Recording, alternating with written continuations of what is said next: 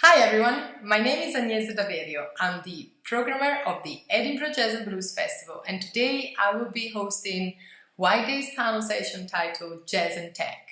In today's session, we will be focusing on how new technologies and electronics are increasingly being used in the world of jazz and improvised music, helping the genres breaking free from restraints, crossing over into other styles, and creating brand new, exciting sounds.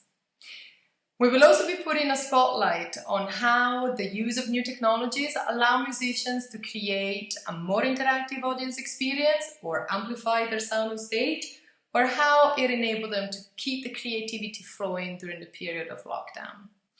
After watching a short presentation of some very exciting projects, we will be joined by the artists featured in the presentation videos, as well as some guests from the academic world and the Edinburgh Festival of Sound.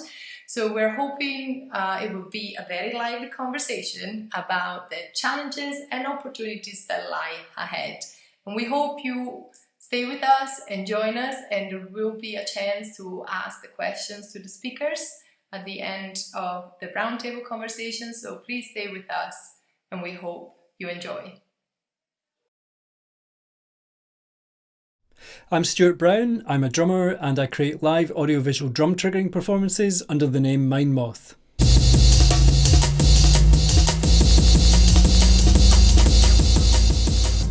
I'm Steve Curtis, I'm a creative coder and new media artist. Like Stu, I'm a drummer and this has played a large role in shaping the direction of my visual work. Over recent years, I've been attempting to reimagine percussion as a user interface or a medium to explore reactive sound and visual experiments. Convergence is our first collaborative piece of work, and it premiered this year at the Edinburgh Festival of Sound in February. And it's the culmination of work that I've been developing as part of Sound and Music's New Voices programme. I first met Steve at his degree show at Glasgow School of Art in 2019, and he was showcasing his project Velocity, which allowed the public to interact with generative visual projections through the use of percussion. I became really interested in how Steve and I could join forces and use his coding skills and visual approach in combination with my drumming and the existing work that I'd done with Mindmoth to develop something even more expressive and organic in terms of audiovisual drumming performance. With Convergence, we wanted to try and really challenge the traditional preconceptions about the drum kit, turning it into a complete multimedia performance tool and using improvised drumming as a means of painting with electronic sound and visuals in real time. We were keen to kind of blur the line a little bit between the acoustic and electronic or organic and synthetic elements of the performance, partly mirroring the way we see this happening with human-tech interaction in everyday life.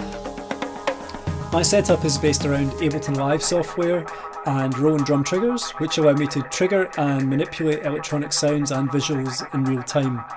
I also have contact mics on all parts of the drum kit, and those let me process the acoustic sound of the drums through digital effects. In the case of the Convergence project, I'm also sending out MIDI and audio data from my laptop to Steve's laptop, and he uses software called Processing to interpret that information and convert it into generative reactive visuals. Those are then projected onto two large mesh screens, which are placed in front of the drums.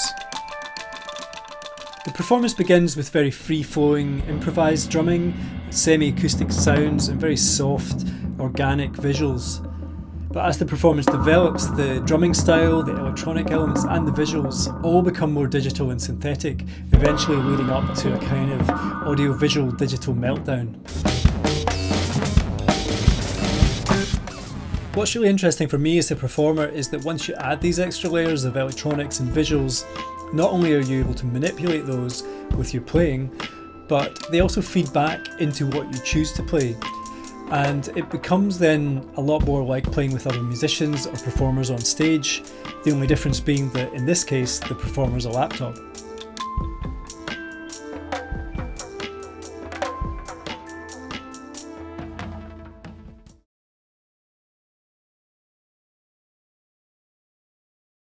Hi, my name's Emma Smith. I am a double bass player.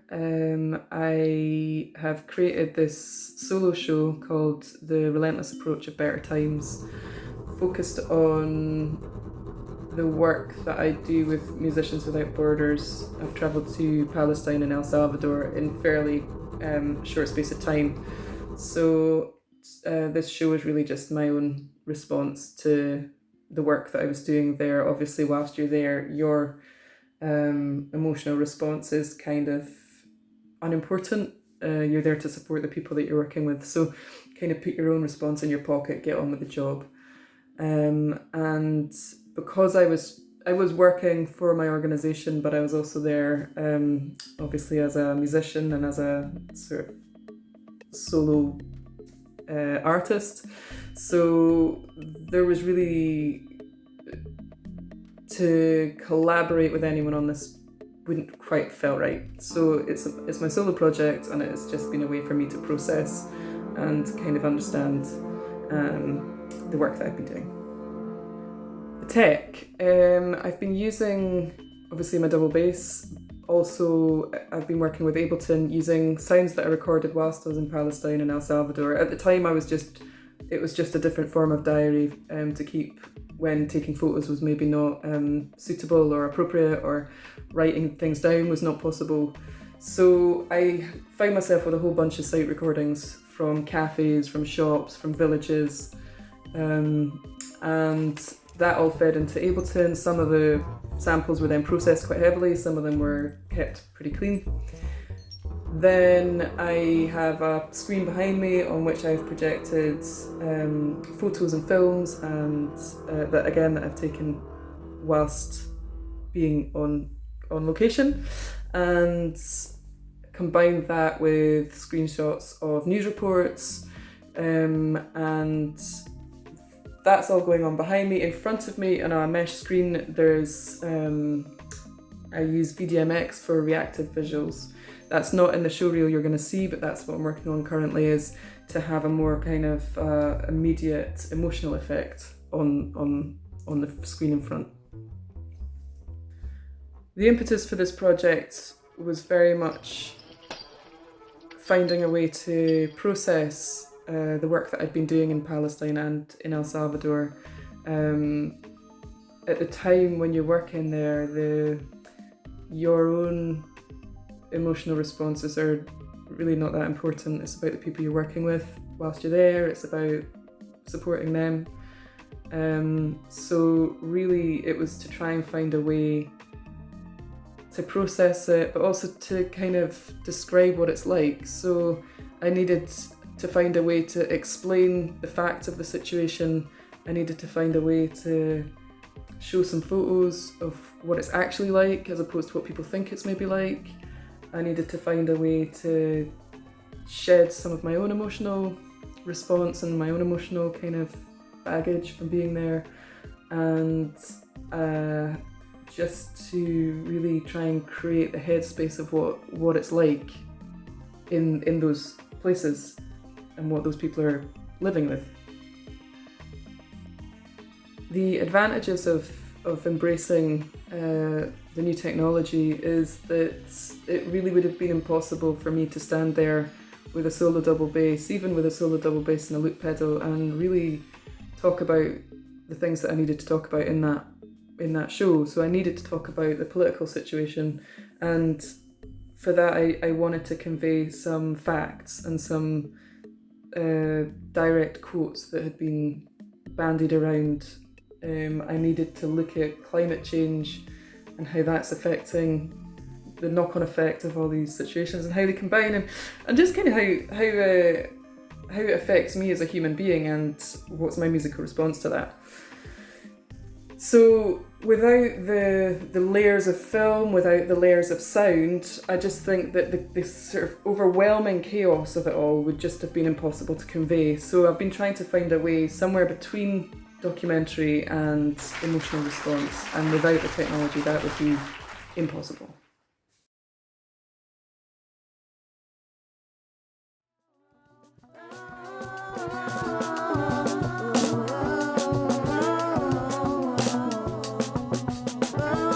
Hi, my name's Eska.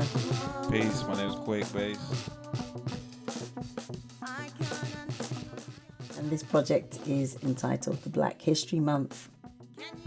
It's been born out of necessity, really, in the climate of the current times. and a response to that.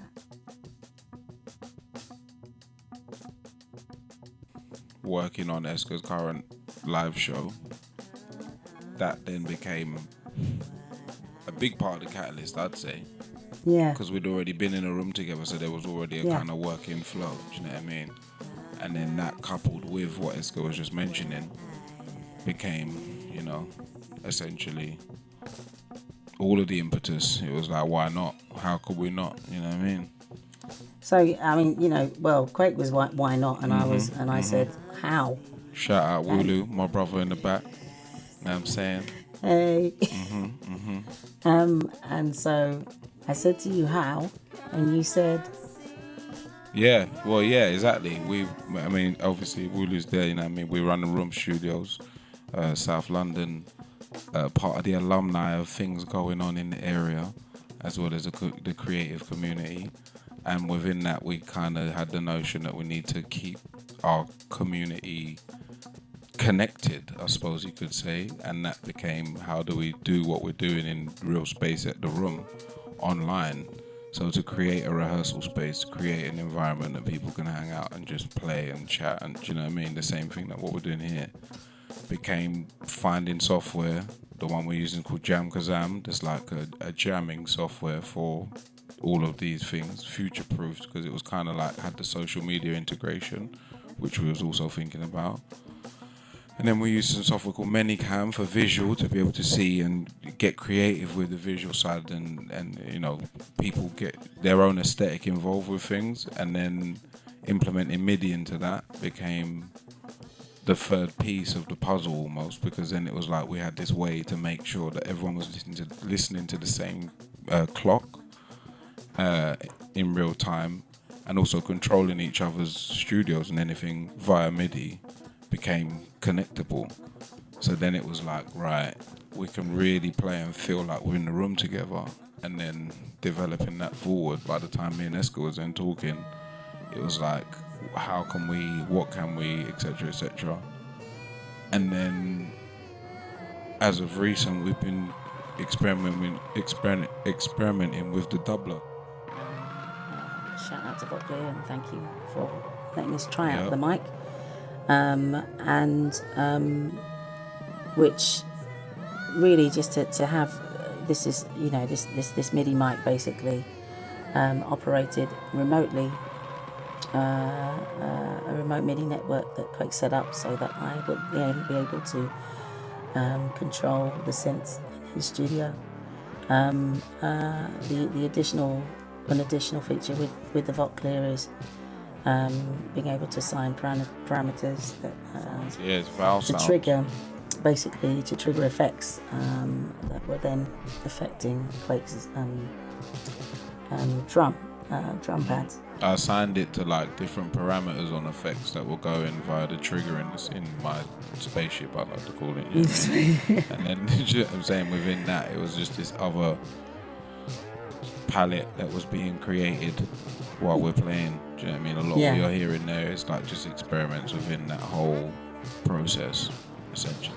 Shout out to Sonia Renee Taylor for talking about the technology of blackness, and blackness as an algorithm. And certainly one of the things that has been very inspiring for me is seeing the ways in which on the African continent people are making instruments, you know, electronic instruments from found objects, and that is mind-blowing to me. And in many ways I feel it's a kind of mirroring of seeing what is born out of necessity and feeling like, you know, this is a season to do the same.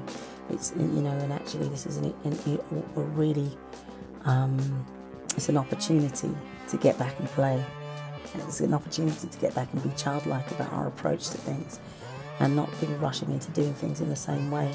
Actually kind of going, okay, it's a season of asking questions about why and how and when and what for, why, you know, what's the point. Again.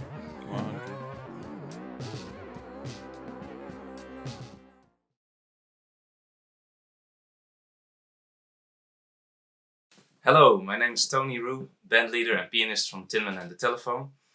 I'm here in my studio in Amsterdam, from where we are doing our online concerts which has been developed since the Corona crisis. We were not allowed to travel anymore, so we decided to make our current show into an online version, which we will be performing tomorrow. So Tinman and the Telephone is an Amsterdam-based band. We consist of bass, drums and piano. So my crew members are Jamie Pate on the drums, Pat Cleaver on the bass, Tony Roos, me on piano, and then we have behind the scenes Marcel Wieriks helping us out with software programming and Max, and Hidde de Jong and Erik Magnet from Smartphone Orchestra helping us out with the Tin Mendes software.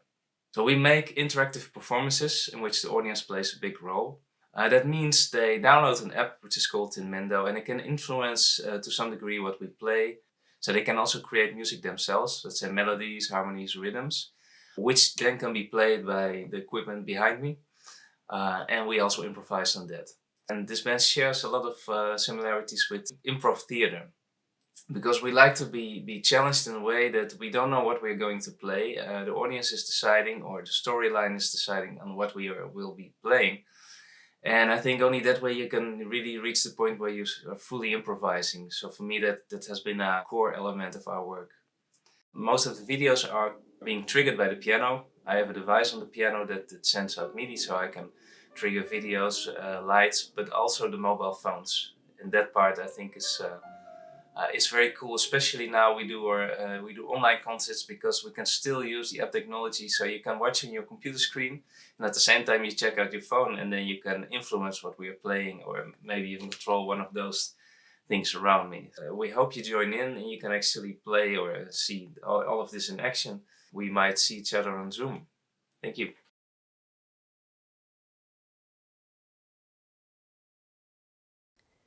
Hello everybody, I'm Essinam. I'm based in Brussels. I'm a musician. I have a solo project where I use technology and instruments. First, I play music for a long time, and I used to be a side woman musician, and I used to play the flute and percussion. I still do, along different bands in Brussels, and playing different style of music. But a few years ago, it was a time that I really feel that I wanted to have my own project and make my own music, research, compose, and use all the instruments I had, because I'm a flute player, percussion, keyboard, and I use also looper, and then I create my own project using all the instruments and the machines.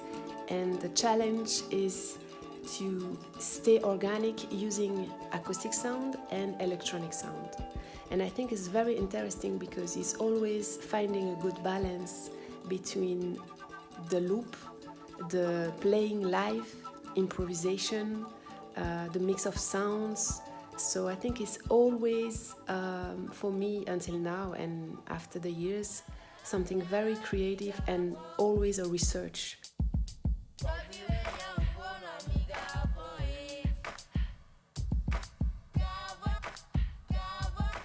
I don't use the click, so it's always something that I feel, and I use a lot of percussion and influences from my Ghanaian roots, West Africa. And I think, it's a big mix of the rhythm, the melody, the harmony, the acoustic, the electronic, the instrument, and the machines. And that's my solo project. It's always very inspiring, and after a few years performing on stage, I still have that freedom. I still have this energy on stage as the first time. It's always new because the way I compose the music, for sure there is some structure and some part that it's fixed. Part of my music is improvisation, so that's a little bit of jazz influences. And I can choose on the moment, on the spot, if I want to play longer or not. I can really go with the flow, with the vibe, with the audience, where I am, etc. So that's my project. I use in my setup for the technical aspect, I always travel with my sound engineer. Every microphone is connected to my looper, so I can loop on spot my flute. I have a SPDS drums for the drum sound or sample. I have the looper, it's the Electro Harmonics multi-track that I can control with the MIDI soft step. Then I have a percussion, a talking drum, some cowbells, small percussion, a pandeiro, it's from Brazil.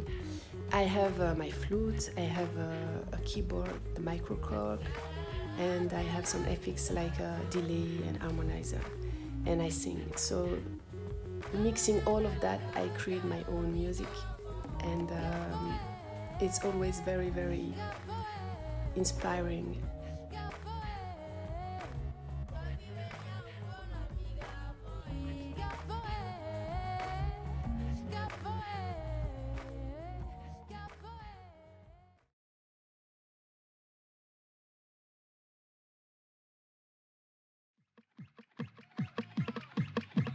Hello guys, my name is Fabio Giacchino. My name is Mattia Barbieri. I'm Gianni and I play saxophone in the band Torino Unlimited Noise, TUN. What we are trying to do with this band is to blend the jazz influences and the jazz improvisation with some of the most typical techno grooves and sounds. This is my setup. I use a piezo microphone connected to a preamplifier that goes to an electroharmonic effect, that goes to a harmonizer, a loop machine, reverb, a delay, and a special and very famous multi-effect called Chaos Bar. Today I want to show you something about my gear. This is a Moog. I use it for the bass sounds, like this one. And this is a Moog, a David Smith synthesizer.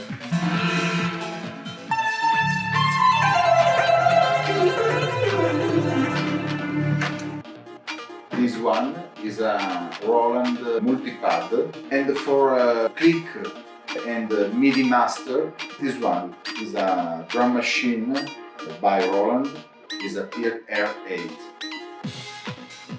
We know each other since a long time. We played acoustically some jazz music in different projects. We studied together at the academy, so we are really friends. We want to be able to be not just instrument players, but sound designers. And technology can really help us to define a personal sound and a band sound. Thanks everybody. Ciao.